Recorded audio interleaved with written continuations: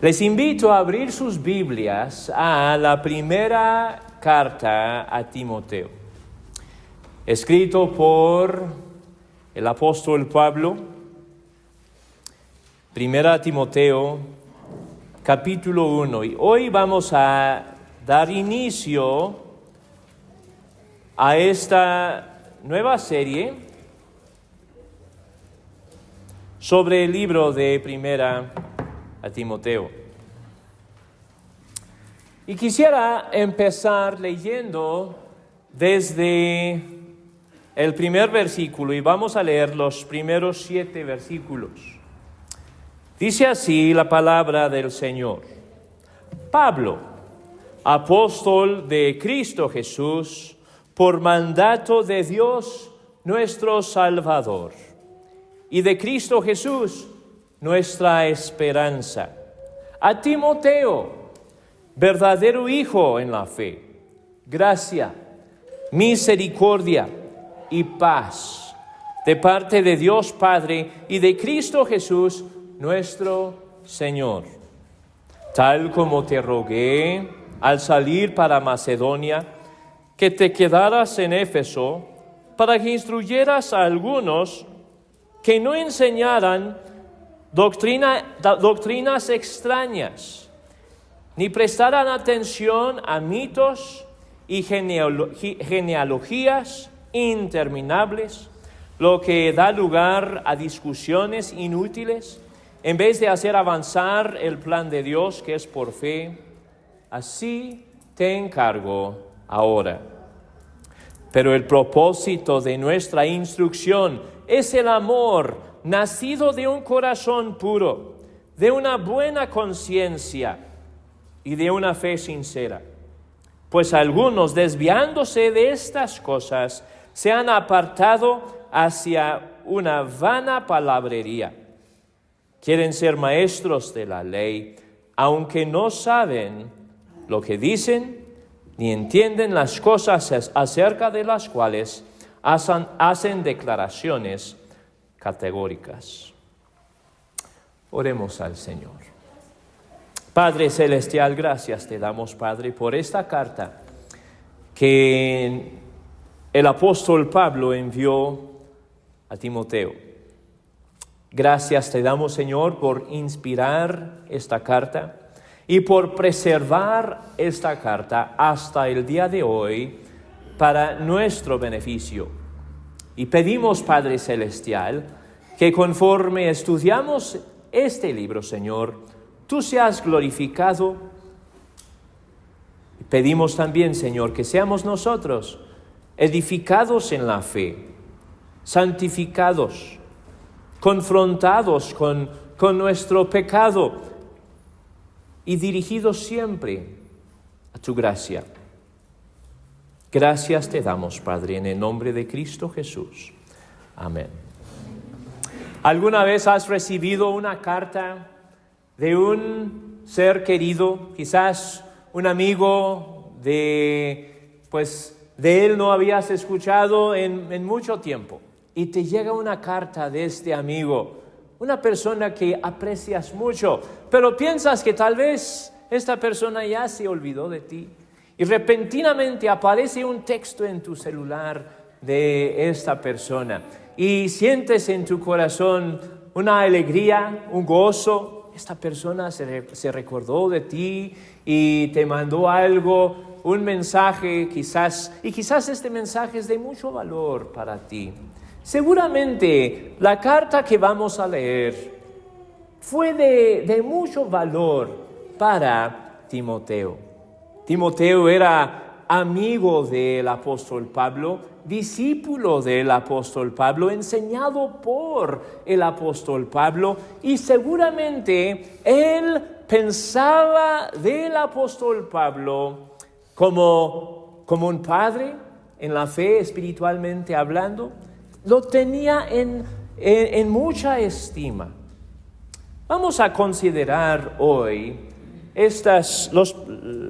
los primeros 2 versículos de este libro, considerando quién era el remitente de esta carta, ¿Y quién recibió esta carta?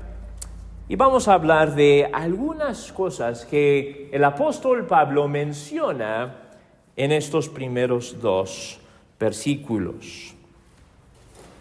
El remitente era el apóstol Pablo y se identifica en el versículo 1 como un apóstol de Jesucristo, de Cristo Jesús. El apóstol Pablo, ¿quién era? Pues la historia de la vida del apóstol Pablo en la Biblia lo introduce o lo presenta a nosotros como Saulo de Tarso. Él era un fariseo, de hecho él decía ser fariseo de los fariseos, ¿verdad? Y celoso por la ley de Dios, o celoso también por las reglas de los fariseos. Ellos agregaron muchas cosas a la ley, como obligaciones o prohibiciones, etcétera, ¿verdad? Y el apóstol Pablo era muy celoso de estas cosas. Le echaba muchas ganas en el farisaísmo. La Biblia lo presenta al principio del relato acerca de su vida como un hombre malo que perseguía a la iglesia del Señor Jesucristo, ¿verdad? Es en el libro de Hechos, capítulo 7, donde uno de los primeros diáconos, uno que se llamaba Esteban, fue apedreado por los judíos. Que ellos tomaron sus túnicas o la capa exterior de su ropa y lo encargaban con el apóstol Pablo, que en ese tiempo era Saulo de Tarso. Él cuidaba sus ropas y estaba de acuerdo con este homicidio, o que de acuerdo con que mataran a el apóstol o a Esteban, el diácono. Él oponía celosamente a la iglesia de nuestro Señor Jesucristo.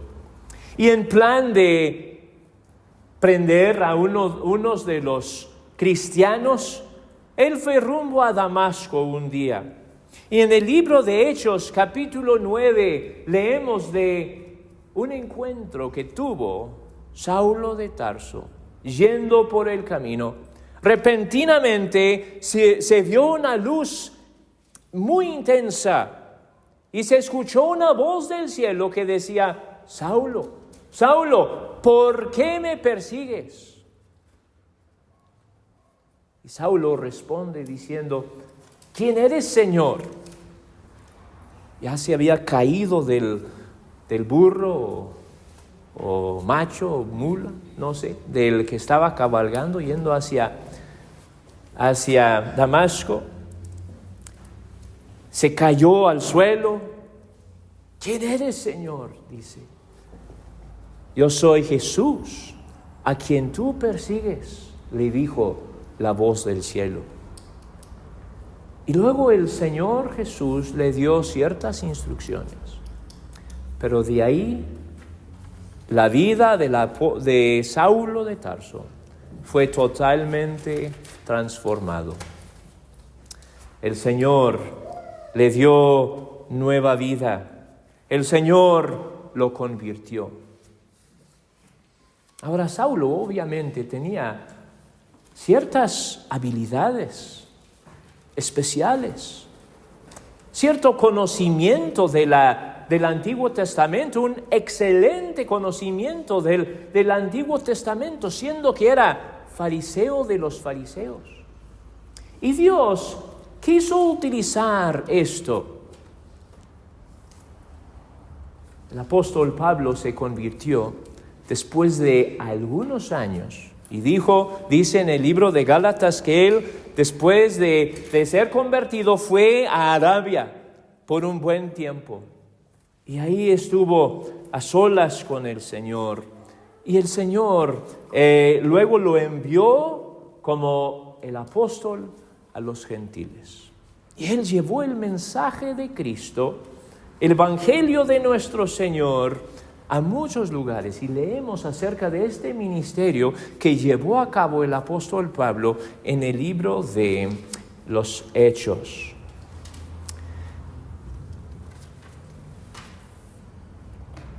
Apóstol. Aquí se usa la palabra apóstol. Pablo, apóstol de Cristo Jesús, por mandato de Dios. Apóstol significa, es una palabra, es una transliteración de una palabra griega, la palabra apóstolos, que significa uno enviado, un mensajero. El apóstol Pablo fue enviado personalmente por el Señor Jesucristo. Y por eso pudo decir aquí en el versículo 1, apóstol de Cristo Jesús. Él fue enviado especialmente por el Señor Jesucristo. Esta palabra, la palabra apóstol, se usa especialmente para los 12 que andaban con el Señor Jesucristo y el apóstol Pablo. La iglesia de Jesucristo, la familia de Dios, es edificada sobre el fundamento de los apóstoles y los profetas. Y los apóstoles fueron los hombres enviados por el Señor Jesucristo para llevar el mensaje, su evangelio, a todo el mundo y a escribir el Nuevo Testamento. La iglesia es fundada sobre este fundamento de los apóstoles. Y el apóstol Pablo es uno de ellos, uno de este grupo que forma el fundamento de la iglesia de nuestro Señor Jesucristo. Entonces Efesios 2:20 dice, edificados sobre el fundamento de los apóstoles y profetas, siendo el principal piedra del ángulo Jesucristo mismo. La persona más importante en la iglesia es ¿quién?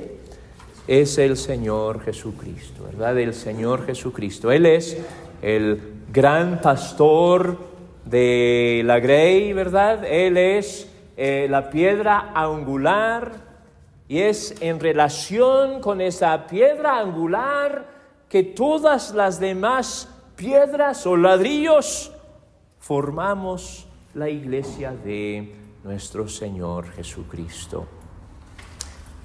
Pero muy importantes también son los apóstoles y profetas. Cuando se habla del Antiguo Testamento, se refiere a los escritos de Moisés y de los profetas. Y el Nuevo Testamento son los escritos de los apóstoles. Y esto forma el fundamento sobre el cual la iglesia de nuestro Señor Jesucristo es fundada. Y nosotros, si vamos a ser iglesia de nuestro Señor Jesucristo, debemos prestar bastante atención a lo que Dios nos ha revelado por medio de sus profetas y por medio de los apóstoles. Como delegado de Dios, su mensaje tiene más importancia que la de una carta normal. Y quizás Pablo menciona esta autoridad para mostrar a Timoteo la importancia de estas instrucciones y la gran responsabilidad de ejercer estas instrucciones en la iglesia o de practicar estas cosas en la iglesia. Luego hablamos del destinatario, uno que era de mucha confianza, Timoteo. Dice, apóstol de Cristo Jesús por mandato de Dios nuestro Salvador y de Cristo Jesús nuestra esperanza, a Timoteo, verdadero hijo en la fe. Pablo conoció a Timoteo en su segundo viaje misionero. El apóstol Pablo llevó a cabo, hasta donde sabemos, 3 viajes misioneros. Y en el segundo de ellos conoció a Timoteo en la ciudad de Listra, probablemente más o menos en el año 51.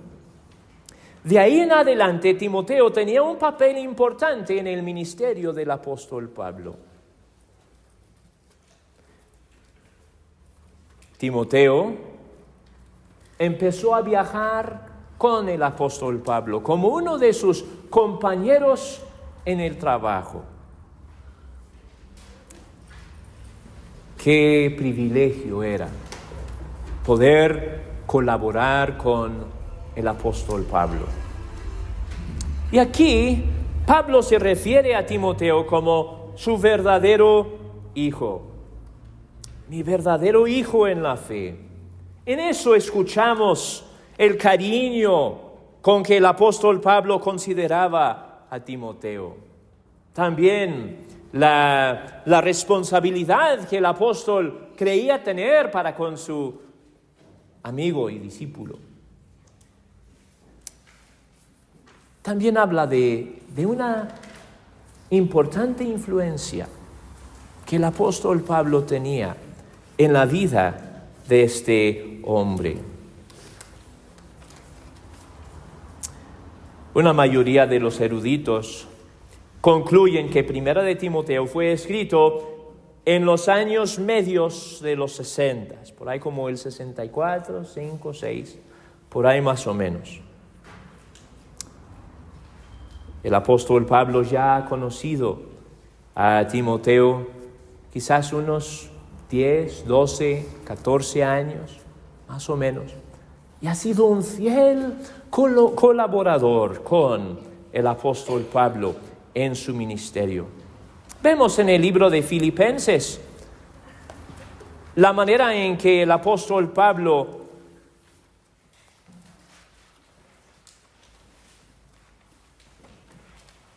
veía a Timoteo.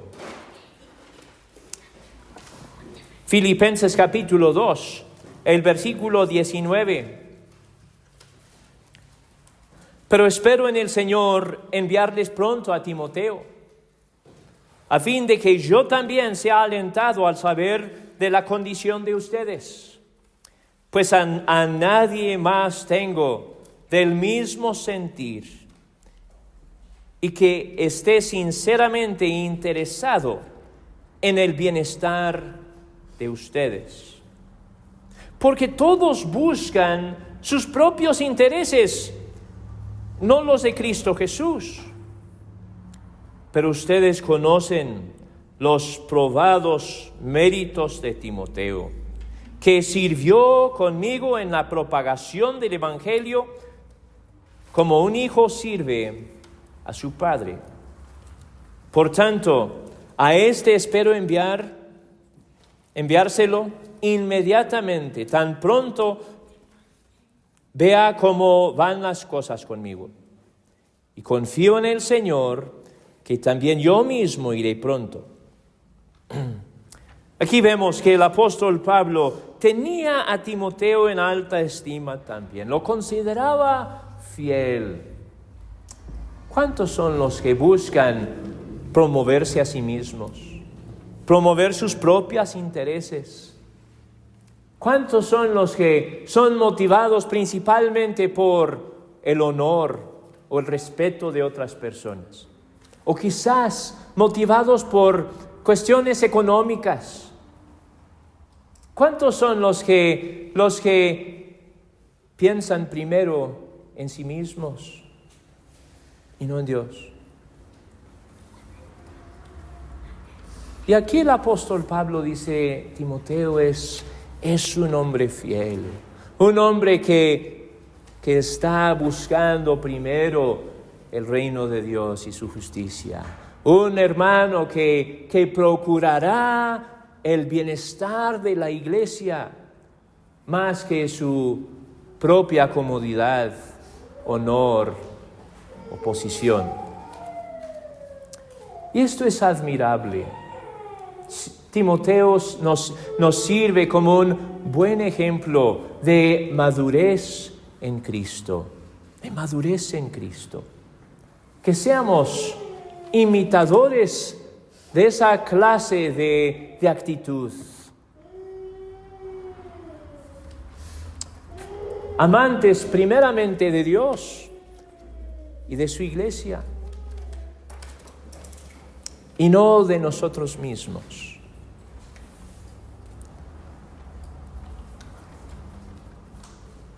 Esa era la actitud de Timoteo. Y por esto el apóstol Pablo tenía mucha confianza en él. Esta es una muestra de la obra del Espíritu Santo en la vida de Timoteo, ¿verdad? El fruto del Espíritu obrado en él. El fruto del Espíritu plenamente manifiesto en su vida.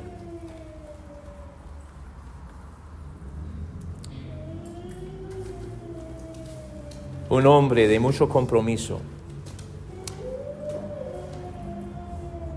un verdadero hijo en la fe. El apóstol Pablo sufrió traiciones en su ministerio, ¿verdad?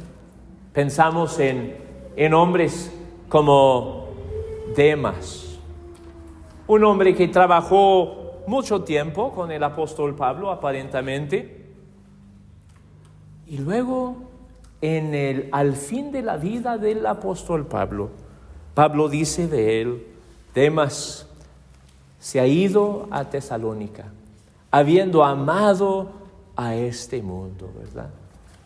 Pablo sufrió no solo esa traición, sino traición de varios otros también. Predicaciones tuvo que soportar de falsos maestros y de falsos hermanos. Y dijo, bueno, que prediquen, ¿verdad? Qué bueno que Cristo es predicado. Pero tuvo que soportar la burla que ellos querían hacer de él. Pero unos cuantos fueron siempre fieles, y Timoteo fue uno de ellos. Y vemos su saludo, el saludo con que el apóstol saluda a Timoteo. Él dice: gracia, misericordia y paz de parte de Dios Padre y de Cristo Jesús, nuestro Señor. Gracia. Pablo sabe que Timoteo necesita la gracia del Señor. La gracia es el inmerecido favor de Dios.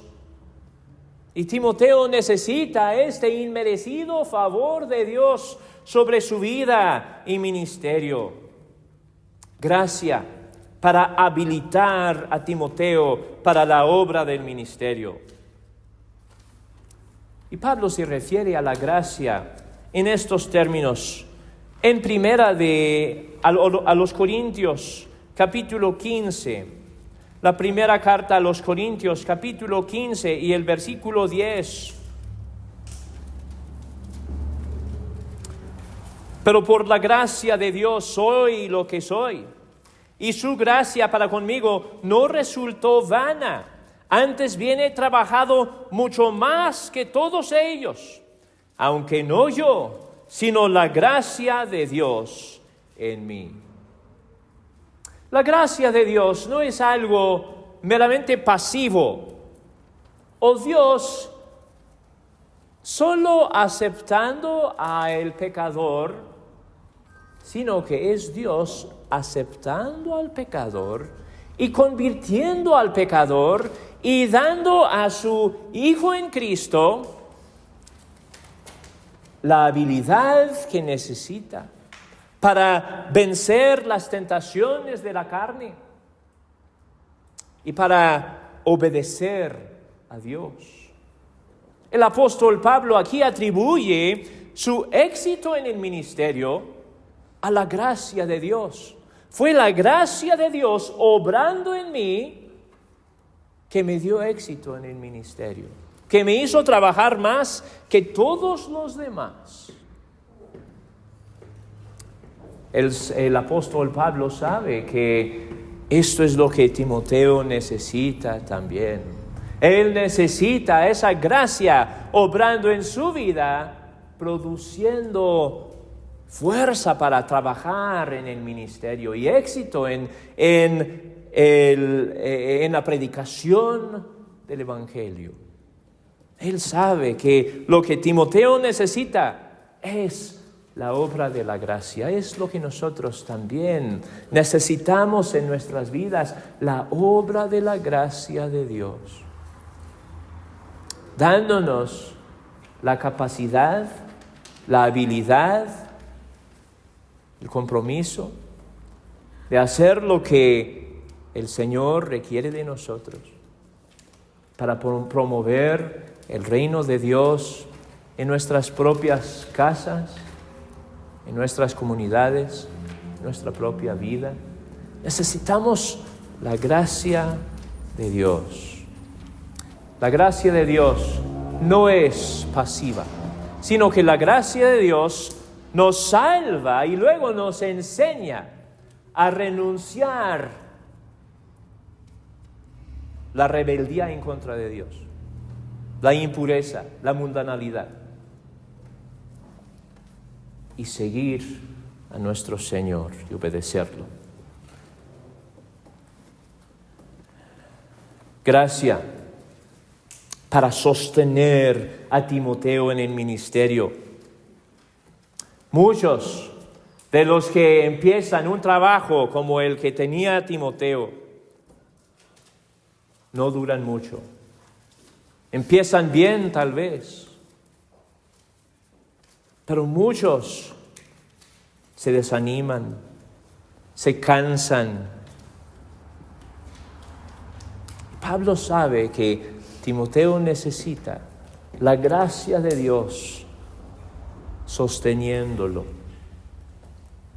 ayudándolo, apoyándolo, llevándolo hacia adelante. Entonces, Pablo desea esa gracia para Timoteo. Y luego menciona la misericordia. Y misericordia es cuando Dios no nos trata de acuerdo a nuestras maldades. Dios no nos condena como nosotros merecemos ser condenados por nuestro pecado. Como tú y yo, Timoteo tenía que lidiar con su propia pecaminosidad, su propia tendencia hacia el pecado, sus propias tentaciones. Y Pablo le va a mandar huir de las pasiones juveniles que hacen guerra en contra del alma. Timoteo necesitaba esta misericordia de Dios. Dios ha sido muy misericordioso con nosotros, ¿verdad? Dios ha sido muy misericordioso con nosotros. Si Dios nos diera exactamente lo que nosotros merecemos, pues ya no estaríamos aquí, ¿verdad? Desde hace cuánto nos hubiera llevado al infierno, como ha llevado a muchos y como seguirá llevando a otros muchos. Pero el Señor ha sido misericordioso con nosotros, como también lo fue con Timoteo. Timoteo era meramente humano como nosotros. Y por seguro Timoteo tenía sus deficiencias y necesitaba la misericordia de Dios.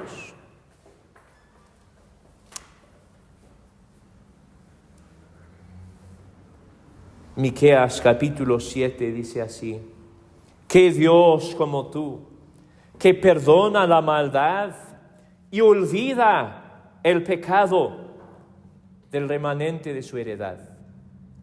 no retuvo para siempre su enojo, porque se deleita en misericordia. Nuestro Señor se deleita en mostrar misericordia. Dios no es codicioso con su misericordia. Dios es generoso con su misericordia.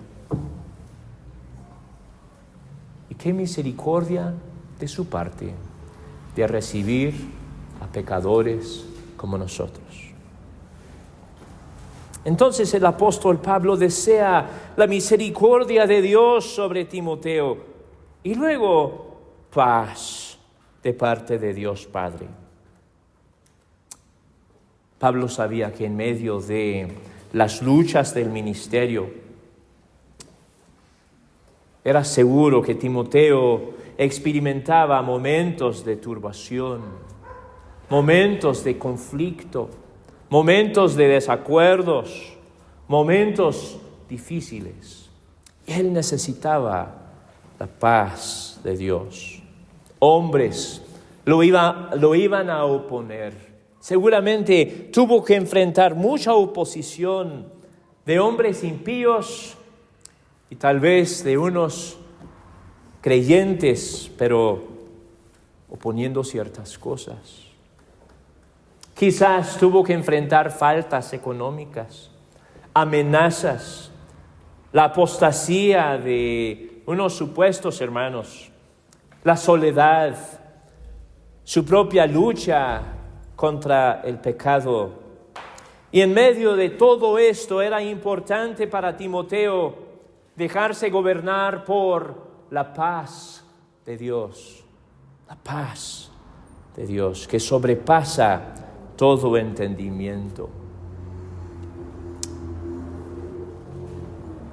Hablando de la paz, el apóstol Pablo escribe a los filipenses en el capítulo 4 de aquel libro,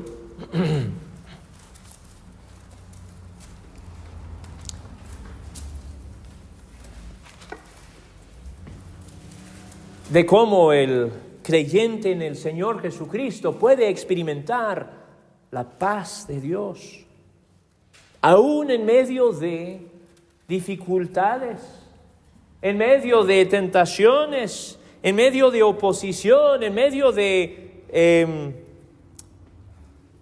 carencias. El creyente en el Señor Jesucristo puede experimentar la paz de Dios.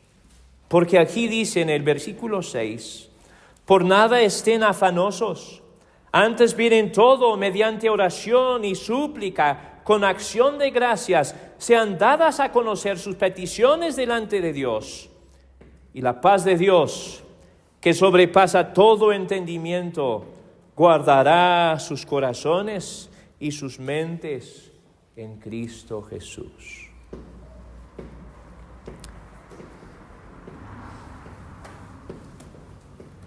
Obtenemos paz. El creyente experimenta la paz de Dios cuando entrega sus necesidades al Señor en oración, junto con acción de gracias, aún en el peor de las circunstancias. El creyente en el Señor Jesucristo tiene mucho de qué agradecer al Señor, ¿verdad? Y cuando nos ponemos a agradecerle, cambia el enfoque de las carencias a las bendiciones que tenemos. Y encontramos una paz sobrenatural que el Señor derrama sobre su Hijo en la oración. El apóstol Pablo sabía que Timoteo necesitaba la paz. Y desea el apóstol Pablo la paz de Dios sobre Timoteo. En Cristo encontramos paz. Primeramente, paz con Dios. Justificados pues por la fe, tenemos paz con Dios por medio de Cristo Jesús, Señor nuestro. Efesios 2 nos enseña que encontramos paz con nuestros hermanos en Cristo por medio de nuestro Señor Jesús, quien quitó la barrera entre hermanos. Encontramos paz en nuestro interior también. Paz interior. Él es nuestra paz. Encontramos esta paz porque Cristo nos ha perdonado y Dios nos ha recibido y Dios ha prometido seguir santificándonos. Y nuestra confianza es no en nosotros mismos, sino en Él. Y tenemos la confianza de que el que empezó la buena obra en nosotros la terminará. Y ahí encontramos paz en el Señor. Y descansamos nuestra alma en Cristo Jesús, quien es nuestro Shabbat. Nuestro día de descanso es el Señor Jesucristo. Encontramos paz, aún en medio de conflictos de todas clases. Paz en Cristo. Timoteo necesitaba la paz y el apóstol Pablo bien lo sabía. En medio de todo esto era importante para Timoteo dejarse gobernar por la paz de Dios. En el momento de nuestra conversión, ocupamos de todas estas cosas, de la gracia de Dios, de la misericordia de Dios y de paz con Dios. Pero nuestra conversión a Cristo no es el fin de nuestra necesidad de la gracia o de la misericordia o de la paz, sino que como Timoteo, que era un hermano maduro en la fe, seguía necesitando estas cosas, nosotros también vamos a necesitar las mismas. Conforme caminamos con Dios, vemos repetidas veces nuestra necesidad de estas dulces bendiciones de nuestro Señor. En Hebreos 4 nos dice: acerquémonos pues confiadamente al trono de la gracia para alcanzar misericordia y hallar gracia para el oportuno socorro. Nuestro cuarto punto es un glorioso Dios. Dios, nuestro Salvador. En el versículo 1, Pablo, apóstol de Cristo Jesús, por mandato de Dios, nuestro Salvador, y de Cristo Jesús, nuestra esperanza. Dios es el Salvador.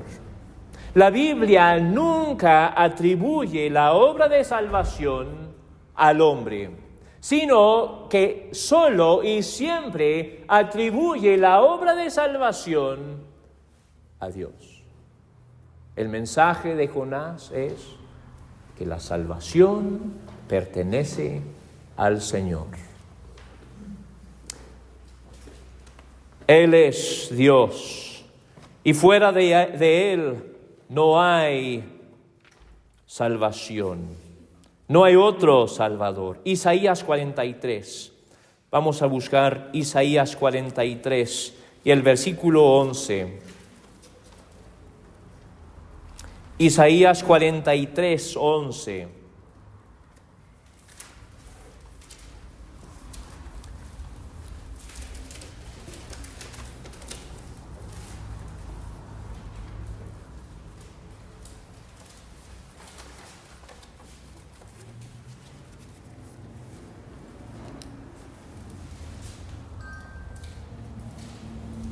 Dice así la palabra del Señor: Yo soy el Señor, fuera de mí no hay Salvador. Fuera de mí no hay Salvador, dice el Señor Dios. Y luego menciona en nuestro texto, primera de Timoteo, menciona a Jesucristo, nuestra esperanza. Jesucristo, nuestra esperanza. Y esto nos recuerda que no existe esperanza alguna, sino la esperanza en el Señor Jesucristo. No hay esperanza de paz con Dios, no hay esperanza de ser recibido por Dios, no hay esperanza de una vida eterna afuera del Señor Jesucristo. Él es la única esperanza que vale la pena tener. Nuestra esperanza no está en nuestra capacidad de conformarnos a la ley de Dios o a su carácter. Claro que estamos en el proceso de ser conformados cada vez más a la semejanza de nuestro Señor, pero nuestra esperanza es en Cristo, no en nuestra propia habilidad de conformarnos. Somos recibidos en Cristo, unidos a Cristo, somos aceptados por Dios. Cuando pensamos en todo lo que la gente tiene como su esperanza en esta vida, espero que podemos ver estas cosas como Salomón los vio, como vanidad. Vanidad que no nos lleva a nada. Cristo Jesús es la única esperanza que vale la pena tener. Muchos tienen su esperanza puesta en su dinero. Otros tienen su esperanza puesta en su salud.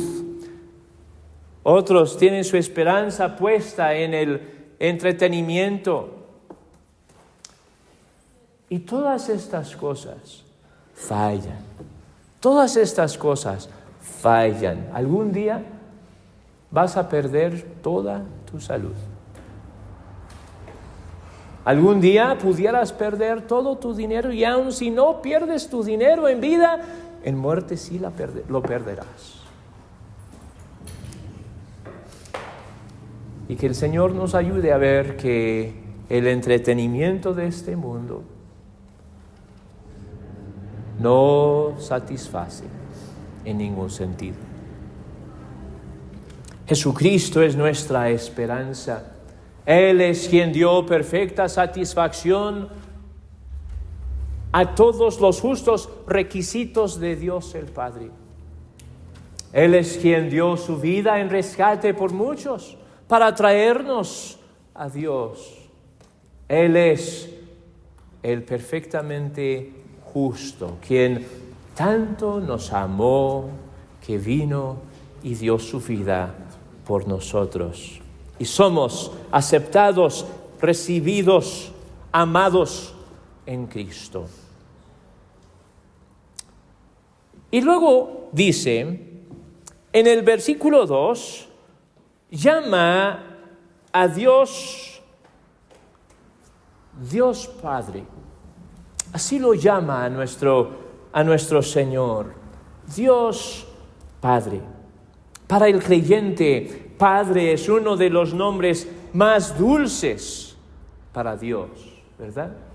Cuando oramos, decimos, Padre nuestro que estás en los cielos, santificado sea tu nombre. El hecho de que Dios nos recibe como sus hijos, por medio de creación, pero más todavía por la adopción en Cristo Jesús. Somos sus hijos adoptivos. Y esto debe de ser ocasión de mucha admiración del Señor. Y nos recuerda la manera en que Dios nos ve a nosotros, nos ve en Cristo como sus hijos, necesitados en veces de disciplina, necesitados de mucha instrucción y también objetos de su amor, de su compasión. Sabemos muy poco acerca del padre terrenal de Timoteo. Probablemente o no era creyente en el Señor Jesucristo, o quizás ni siquiera tuvo mucha influencia en la vida de Timoteo. Menciona a su madre, a su abuela, pero a su padre no lo menciona mucho. Pero Timoteo tenía un perfecto Padre Celestial, el perfecto Padre Celestial que ejerce el papel de Padre a la perfección. Nosotros como padres terrenales fallamos en muchas cosas, mas nuestro Padre Celestial nunca falla en nada. Él es el Padre perfecto. Y Timoteo tenía el perfecto Padre en Dios el Padre. Y si tú estás en Cristo, si tú tienes fe en el Señor Jesucristo, la Biblia dice que Dios te recibe como a su hijo, como un hijo. Y luego menciona a nuestro Señor Jesucristo. Dice, paz de parte de Dios Padre y de Cristo Jesús, Señor nuestro. Señor, traduce la palabra kurios del griego, que significa un gobernador, uno que manda, un dueño. Es un título de autoridad, una palabra que refiere a su soberanía. Para que la carta tenga su efecto deseado, los dos hombres, Pablo y Timoteo, deben recordar el señorío de Jesús sobre todas las cosas y especialmente sobre su iglesia, porque de esto se trata este libro, la soberanía de Dios sobre su iglesia. El Señor Jesucristo es nuestro Señor. Pudiéramos decir que el mensaje de el Nuevo Testamento se puede resumir con estas pocas palabras. Jesucristo es el Señor. Jesucristo es el Señor, digno de ser adorado, digno de ser amado, digno de nuestra reverencia y de nuestro temor y de nuestro amor. Jesucristo es el Señor. El creyente en el Señor Jesucristo tiene esta frase como su lema: Jesucristo es mi Señor.